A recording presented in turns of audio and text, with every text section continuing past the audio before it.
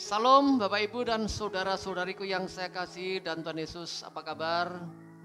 Saya percaya bahwa kita semua dalam berkat-berkat Tuhan. Karena Allah kita Allah yang terus berkarya dalam kehidupan kita. Kita akan belajar firman Tuhan, mari kita berdoa. Bapa, kami bersyukur buat pemeliharaan mata hidup kami. Kami akan belajar firman-Mu, mohon Roh Kudus berikan pengertian akan firman Tuhan yang kami pelajari. Dalam nama Tuhan Yesus kami berdoa, amin. Kita buka kitab kita dalam kitab Injil Lukas pasal 14 ayat yang ke-12 sampai ayat 14. Hari ini kita akan belajar dengan tema teori penting, praktek wajib. Lukas pasal 14 ayat 12 sampai 14 berkata demikian. Judulnya, siapa yang harus diundang? Dan Yesus berkata juga kepada orang-orang yang mengundang dia, apabila engkau mengadakan perjamuan siang atau perjamuan malam, janganlah engkau mengundang sahabat-sahabatmu atau saudara-saudaramu atau kaum keluargamu atau tetangga-tetanggamu yang kaya. Karena mereka akan membalasnya dengan mengundang engkau pula. Dan dengan demikian engkau mendapatkannya. 13. Tetapi apabila engkau mengadakan perjamuan, undanglah orang-orang miskin, orang-orang cacat, orang-orang lumpuh, dan orang-orang buta. Dan engkau akan berbahagia, karena mereka tidak mempunyai apa-apa untuk membalasnya kepadamu. Sebab engkau akan mendapat balasnya pada hari kebangkitan orang-orang benar. Kehidupan iman Kristen yang Tuhan kehendaki adalah kehidupan yang bukan hanya sekedar mengerti firman Tuhan, paham firman Tuhan, tapi kehidupan yang diwarnai juga dengan tindakan-tindakan atau praktek dari firman Tuhan yang kita pelajari, kita pahami. Makanya Yakobus maksud saya berkata di dalam Yakobus pasal yang kedua ayat 17, jikalau iman tanpa disertai perbuatan, maka iman tersebut pada hakikatnya adalah mati. Ya, iman yang pasif, iman yang tidak ada dampaknya bagi orang lain. Nah, Tuhan Yesus pada bagian ini juga mengajarkan tentang prinsip perbuatan-perbuatan yang bagaimana yang Tuhan kehendaki dalam kehidupan kita. Nah, kita akan belajar, ya, temanya adalah teori penting, praktek itu wajib. Ya. Ada beberapa prinsip praktek atau perbuatan-perbuatan iman Kristen yang kita lakukan, ya, supaya apa? Supaya kehidupan kita berkenan di hadapan Tuhan, ya. Nah, bagaimana praktek tindakan iman Kristen yang Tuhan mau sebagai bentuk perwujudan kita menjalankan firman, ya. Ayat yang ke-12, ya, dari ayat ini kita belajar bahwa perbuatan yang kita lakukan, perbuatan baik maksud saya itu tidak menuntut balas. Dijelaskan dalam ayat yang ke-12 khususnya bagian B, janganlah engkau mengundang sahabat-sahabatmu atau saudaramu atau kaum keluargamu atau tetangga-tetanggamu yang kaya, karena mereka akan membalasnya dengan mengundang engkau pula. Dengan demikian engkau mendapat balasnya. Ya, Tuhan menghendaki supaya ketika kita melakukan perbuatan baik adalah yaitu kita lakukan dengan cara tanpa mengharapkan balas jasa, balas budi. Ada banyak orang punya tujuan dalam melakukan perbuatan-perbuatan yang baik, ya. Ya, ada yang orang lakukan perbuatan baik dengan tujuan sebagai bentuk pamer supaya dipuji. Wah, ketika orang itu tidak mendapatkan penghargaan atas apa yang dilakukan, mulailah, ya, sakit hati, ya, kecewa, dan akhirnya dia tidak lakukan lagi karena motifnya adalah supaya dipuji orang, dapat penghargaan. Ada orang yang punya pemahaman, aku lakukan perbuatan baik supaya aku nanti bisa naik surga. Ya, ada orang seperti itu. Bagaimana iman Kristen, ya? Iman Kristen lakukan perbuatan ke surga adalah dengan iman kepada Yesus ya. Tapi ada orang yang aku lakukan perbuatan baik ini, saya memberi orang, saya tolong orang supaya saya nanti bisa masuk surga. Ada orang melakukan perbuatan baik dengan tujuan supaya orang lain membalas dengan perbuatan baik ya. Menanamkan kebaikan ya, tujuannya supaya orang lain nanti balas budi kepada kita ya. Nah, ini yang terjadi pada zaman Yesus, ada orang-orang seperti itu. Lakukan perbuatan baik, tujuannya apa? Supaya dia mendapatkan perbuatan baik ya. Sebab itu Yesus ingatkan, ketika engkau mengadakan pesta, baik pesta siang atau pesta malam ya, janganlah kamu mengundang orang-orang dekat saja ya, saudaramu, keluargamu, atau bahkan orang kaya. Kenapa? Karena kalau kau mengundang kaum keluarga dekatmu dan orang kaya ya, berarti ya dia bisa membalas ya. Nah, Yesus ingatkan ya, supaya ketika lakukan perbuatan baik, kita melakukannya dengan segala kerelaan hati tanpa menuntut balas. Itu yang Tuhan mau ya. Ketika kita menuntut balas dan orang membalas perbuatan baik ya, berarti cukuplah ya. Sudah cukuplah, kita tidak dapat apa-apa di kemudian hari ya. Yang kedua, Yesus mengajarkan prinsip perbuatan baik. Ayat yang ke-13 berkata demikian ya. Tetapi jika engkau mengadakan perjamuan, undanglah orang-orang miskin, orang-orang cacat, orang-orang lumpuh, dan orang-orang buta. Dari ayat ini kita belajar bahwa perbuatan baik yang kita lakukan harus didasarkan kepada kasih Allah atau kasih ilahi. Ketika kita percaya Yesus dalam hidup kita, jadikan Tuhan, kita adalah orang-orang yang sudah mengalami kasih Allah. Sebab itu sebagai orang percaya yang sudah mengalami kasih Allah, layaklah kita melakukan perbuatan-perbuatan baik ya, dasarnya karena sudah mengalami. Juga berikutnya, ketika kita percaya Yesus, Roh Kudus tinggal dalam kehidupan kita. Roh Kudus yaitu pribadi Allah yang tinggal dalam hidup kita itu membuat kita memiliki karakter-karakter ilahi, sifat-sifat ilahi. Kalau kita perhatikan dalam kitab Galatia pasal yang ke-5 ayat 22, di situ ada buah-buah roh ya. Salah satunya kasih ya. Berarti itu memberikan pengertian pada kita. Ketika seseorang sudah ikut Yesus, percaya Yesus ya, maka Roh Kudus tinggal. Jadi salah satu buah yang timbul adalah karakter Allah, yaitu karakter kasih ya. Nah, kita lihat bagaimana sifat kasih Allah itu sebagai dasar kita untuk melakukan perbuatan baik.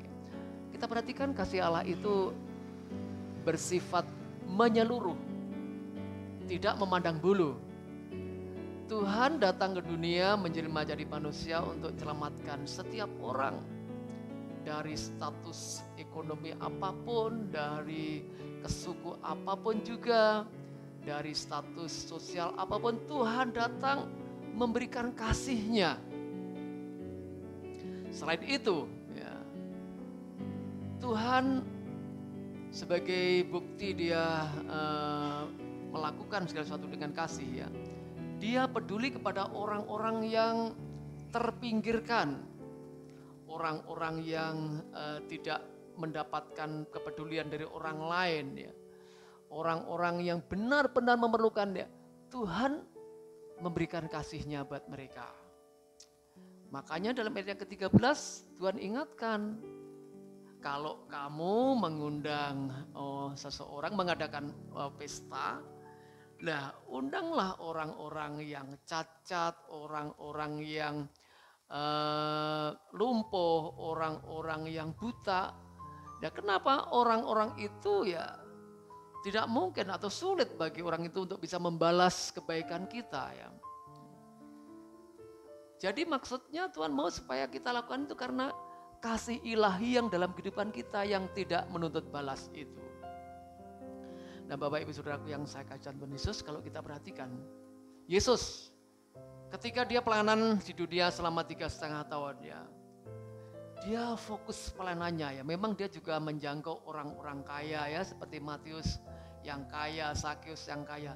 Tapi dia banyak, Alkitab mencatat dia menjangkau orang-orang yang diabaikan orang lain.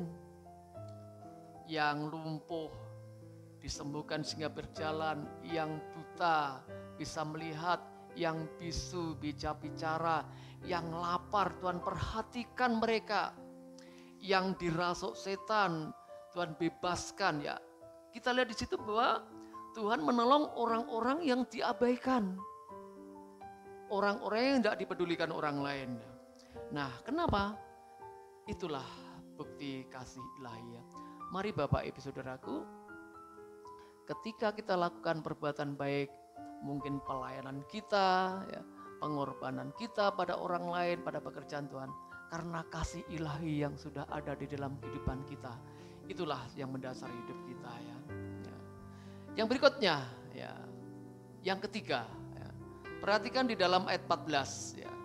Di situ dikatakan, dan engkau akan berbahagia karena mereka tidak mempunyai apa-apa untuk membalasnya kepadamu. Sebab engkau akan mendapat balasnya pada hari kebangkitan orang-orang benar. Ya, ini yang ketiga, prinsip perbuatan baik yang harus kita lakukan adalah dilakukan sebagai investasi yang bersifat surgawi.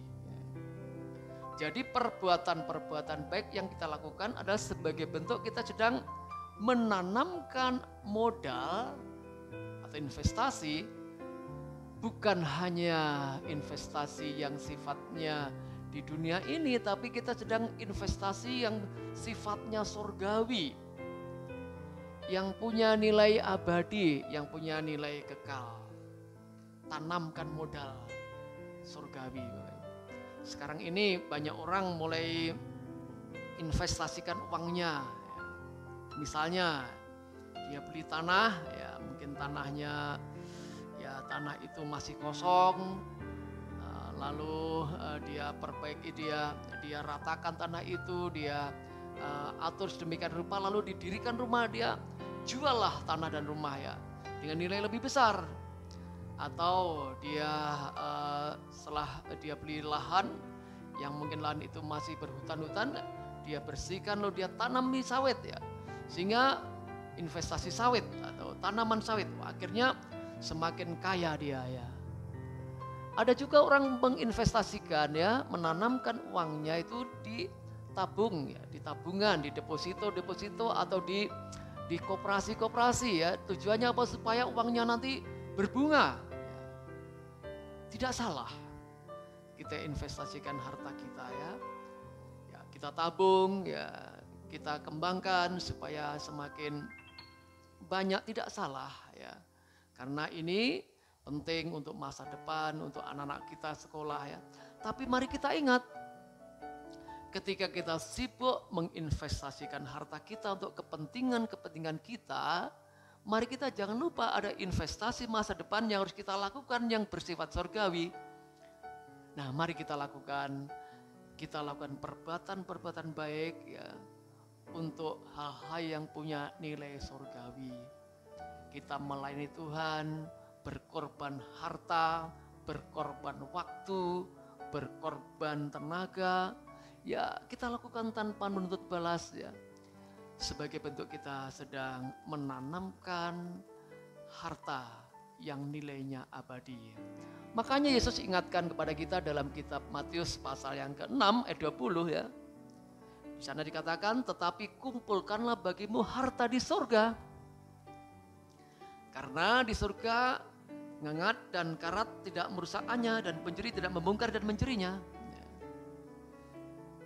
Artinya ketika kita lakukan perbuatan-perbuatan baik, kita sedang menanamkan harta yang tidak akan pernah hilang, saudaraku, di surga ya. Sehingga dalam ayat kita baca, kita orang berbahagia ketika nanti satu saat Tuhan datang kembali, Tuhan akan pembagian pahala, kita mendapatkan pahala yang besar karena kita sudah memberikan atau menginvestasikan, menanamkan hidup kita, harta kita buat pekerjaan Tuhan ya.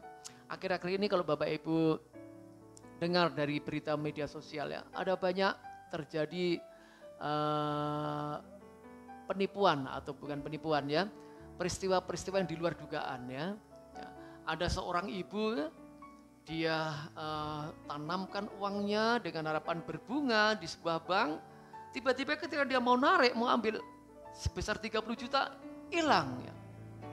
Padahal sudah ditabung di tempat yang aman ya, di sebuah bank. Tiba-tiba kita mau tarik, hilang. Ada seorang pria juga ya, seseorang. Nah, dia investasikan uangnya di sebuah bank, 100 juta lebih. Tiba-tiba ketika dia mau tarik uangnya, kosong ya. Kita lihat di sini Bapak. Harta di dunia itu bisa hilang sementara. Sebab itu mari kita melakukan perbuatan-perbuatan yang baik ya. Ya, kita korban waktu, korban harta, korban tenaga. Ya, bukan untuk supaya mendapatkan balasannya di dunia ini, tapi kita lakukan sebagai bentuk kita sedang menanamkan harta di surga, dan satu saat Tuhan akan berikan itu dalam kehidupan kita dan kita jadi orang-orang yang berbahagia. Jadi mari Bapak Ibu Saudaraku, kita lakukan kebenaran firman Tuhan.